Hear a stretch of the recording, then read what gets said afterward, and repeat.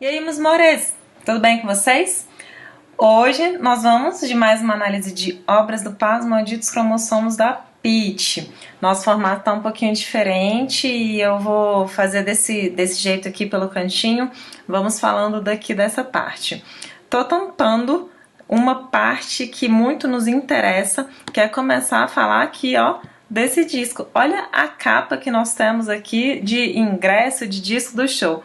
Pitty Desconcerto ao vivo. É o primeiro álbum ao vivo do trabalho da Pitty. Ela lançou uma série de álbuns gravados em estúdio e essa obra Malditos Cromossomos, ela está no seu primeiro álbum ao vivo. É bem interessante já de cara olhar para essa capa, para o título que é apresentado aqui, né? A ideia do desconcerto.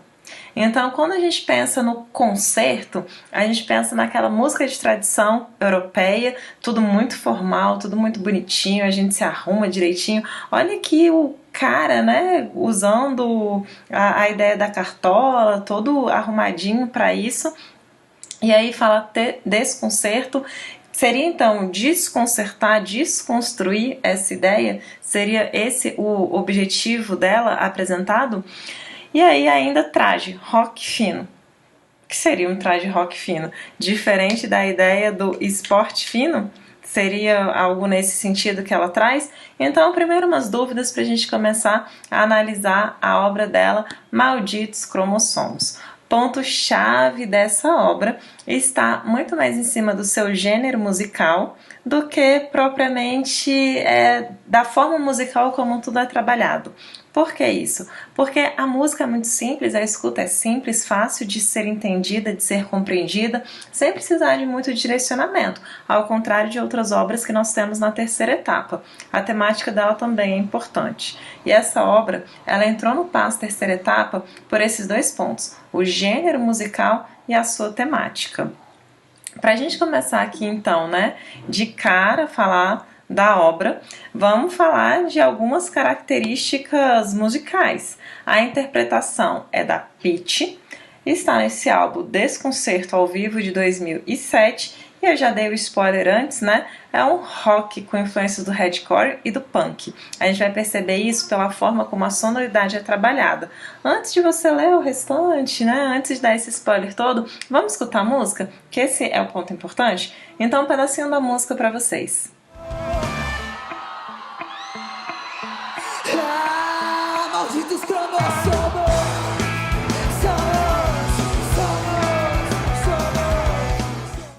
Ótimo! Agora que você já escutou, você pode constatar que de fato as nossas fontes sonoras são a voz da Pitty. Temos a guitarra muito distorcida, usando efeitos de distorção, bateria e baixo. Esse triozinho é o típico do rock and roll, é até característico. Nós conseguimos pensar que alguns gêneros musicais, eles trazem justamente essa relação muito forte entre a sua instrumentação e a sua definição de gênero. Isso acontece quando a gente pensa no baião. Você pensou no baião, você tem que pensar ali nas sanfonas, zabumba, triângulo. Quando você pensa no rock, você pensa na guitarra, na bateria, no baixo. Ao pensar no samba, você pensa no repique, no surdo. Então tem uns instrumentos que são muito específicos. Como a gente tem essa voz como linha melódica principal e o acompanhamento harmônico, a gente tem uma textura homofônica. E aí, seguindo, já que a gente já escutou esse trechinho inicial de cara, a gente vai falar então sobre a estrutura musical da obra. Eu tô bem aqui no cantinho tampando estrutura, mas é isso que nós estamos falando, da estrutura da obra. A gente tem uma introdução bem curtinha, instrumental, na sequência, entrada da estrofe A, refrão, e estrofe B, porque ela traz um outro caráter, ela muda, ela é realmente diferente. Um refrão que eu coloquei linha, porque é um refrão assim, bem parecido com o anterior, mas traz uma pequena variação. Uma estrofe C, ou seja, mais um ponto de ruptura. Retomada da estrofe A, coloquei linha também, porque ela vai trazer essa estrofe A reduzida. Na sequência, a gente vai ter um refrão, mais uma vez, com uma coda, que é aquele pedaço de finalização. Vamos entender essas partezinhas contrastantes? Óbvio que tem o quê? escuta. Começando então nessa sequência, introdução, parte A e refrão. Escutem essa.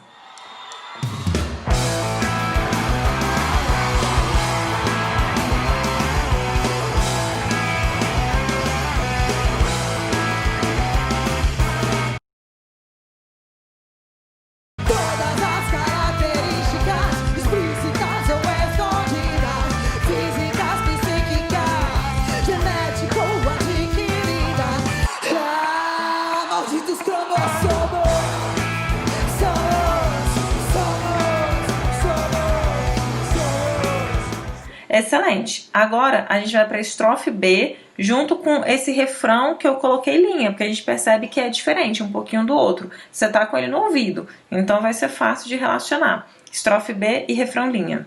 Teoria darwinista, o fruto meia iniciativa, livre-arbítrio ou prisão, genealogia da exclusão. Malditos cromossomos. Percebeu a diferença? Nós temos essa questão de letra e ele faz então uma mudança também melódica, porque ele não conclui toda a ideia da primeira apresentação do refrão. Agora, para a gente quase finalizar, estrofe C, tá? Que é essa parte diferente. Vamos lá para a estrofe C.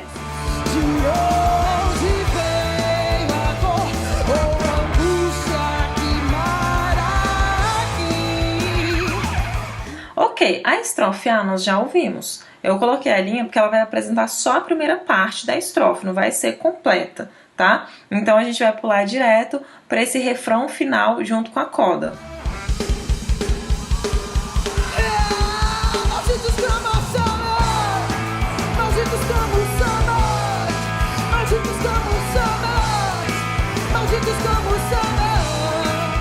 Perfeito! Escutamos então a música toda já, né? O bom é isso, é que a gente escuta a música toda na aula. Essa música é curtinha, ela é pequenininha e fica mais fácil. Quero chamar a atenção para essa parte final, esse refrão com essa coda.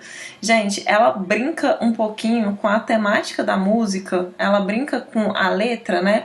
Malditos cromossomos é o que está escrito, mas vira praticamente a ideia de um malditos como somos. Perceberam isso? Vamos explorar então essa ideia agora, um pouquinho mais na frente a gente vai explorar isso. O que a temática dessa música está trabalhando? Ela traz questões relacionadas a características, pelo próprio nome da música, né? Características físicas, porque o cromossomo está diretamente relacionado à questão de DNA. Olha, eu me metendo na biologia, né? Deixa o professor de biologia falar isso com vocês. Mas é a ideia desse carregamento de genes de um ser vivo, então, que determina características físicas. Então, aspectos biológicos são enfatizados, interferência genética e reprodução comportamental. Essa é a temática da música. Para além da questão biológica, a gente pode fazer uma análise talvez mais social, uma análise um pouco mais filosófica, talvez, em relação a esse tema. O que ela enfatiza pela própria forma como as palavras são pronunciadas ao longo da composição. Essa ideia do refrão final que eu trouxe, né? Malditos como somos. Então, é uma crítica ao ser humano. A gente pode entender nesse tom de crítica o ser humano como um fruto da genética, das circunstâncias, influenciado diretamente pelo meio, não influenciado. O que ele carrega? Então, como se livrar disso, uma vez que a minha herança genética é algo impossível de ser abandonado, mas eu tenho a questão do comportamento. Então a música ela vem trazendo essa questão de crítica pra gente, para repensar em todas essas questões. Ponto-chave aqui, tá? Eu enfatizei então os trechinhos da letra quando traz o seguinte: e o exemplo ao longo da vida, espécie de bagagem, um dia sempre pesa na viagem. Ela fala de uma maneira um pouco mais poética aqui, né? Tá bonita a forma como ela tá falando sobre essa bagagem genética, essa herança genética, que em um determinado momento isso começa a pesar, porque eu não sou capaz de me livrar dessa questão. Há malditos cromossomos, onde a letra é enfatizada na ideia de um como somos, de onde veio a cor, a angústia que mora aqui, No filho eu vejo pai também. Ninguém pode evitar. Então, essa questão dessa herança genética, mais uma vez, enfatizada. Existe um desejo de evitar essas coisas? Ok, ela representa, né, simbolicamente sim, mas isso não é possível. E aí a gente tem, né, enfatizado em mais de um momento sobre as características explícitas ou escondidas, físicas, psíquicas, genéticas ou adquiridas. Então a gente tem até essa questão da influência do meio. O meio também influencia quando eu tenho características adquiridas, características psíquicas, uma vez que a genética ela vai influenciar ali naquele aspecto físico, tá? Deixa eu vir aqui para outro cantinho agora. Em relação aos aspectos rítmicos, melódicos e harmônicos dessa obra, a gente tem uma variação de andamento dela, ou seja, se a gente está lá no show, né, pulando, dançando junto, em um momento você vai pular e dançar mais rápido, em outro momento você vai pular e dançar mais devagar. O uso da sonoridade distorcida. E aí eu quero trazer mais uma vez essa questão do rock and roll. O rock, ele vai surgir pra gente nos anos 50, final dos anos 50, na verdade. E ele é um gênero que propõe uma ruptura, ele quer trazer uma levada mais jovial. Essa é a grande questão. Eu estou vivendo em um mundo pós Segunda Guerra Mundial, mas que está enfrentando uma guerra do Vietnã, uma guerra fria, e a juventude, ela que aparece nesse momento, é uma juventude que está em busca de paz e amor, e não de guerra. E o que ela se depara é, de novo, guerra. Então tem essa bagagem, tem esse peso social em cima dessa juventude. Então a proposta do rock e as primeiras letras que nós temos é justamente falando sobre um mundo ideal, um mundo mais tranquilo, um mundo muito melhor. E aí, com o tempo, o rock ele vai adquirir uma característica mais pesada e mais crítica na sua sonoridade e na sua temática. No caso dessa música que nós estamos trabalhando, né, vejam que é uma música o quê? De 2007. Então já é uma música que surgiu lá nos anos 50, estou falando de muito tempo depois. O rock ele traz sempre essa característica de jovialidade, uma música voltada para um público jovem, e aí essa sonoridade mais pesada, mais agressiva. A da Pitty é muito pesada, tá? Por que ela é tão pesada assim? Por conta do uso do overdrive. O overdrive, que inicialmente foi um erro, foi um problema, não era uma solução, não foi algo intencional. Então assim, você já viu o guitarrista, ele tá tocando, e aí tem um monte de coisa no chão, os pedais que ele fica pisando ali, apertando aquilo tudo. Ali ele consegue, então, trabalhar eletronicamente a mudança do som da guitarra. E o overdrive, ele faz uma explosão de som e dá essa sensação auditiva de um som mais sujo pra gente, mais distorcido, mais carregado. Isso hoje é intencional, mas na época que surgiu foi meio que um erro de percurso e que se tornou funcional.